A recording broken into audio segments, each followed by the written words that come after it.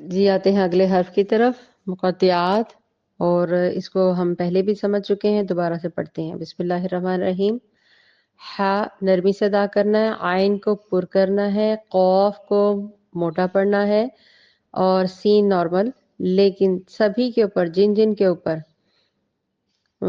بڑی مت پڑی ہوئی ہے ان سب کو 4 سے 6 الف کی مقدار کوشش کریں لمبا، تلاوت میں لمبا زیادہ کیجیے گا۔ عام نارمل میں آپ نارمل پڑھ سکتے ہیں لیکن مقدار 4 سے کم پھر بھی نہیں کرنی۔ بسم اللہ کرتے ہیں میرے ساتھ۔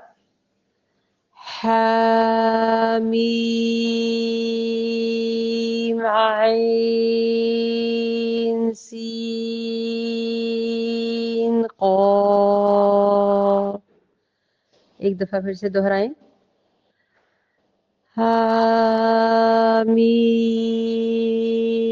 عین سین قاف۔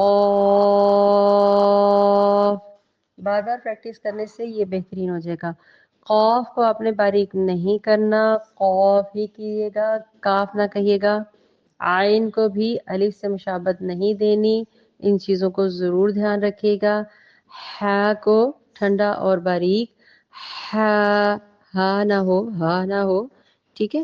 انشاءاللہ پریکٹس سے ٹھیک ہو جائے گا۔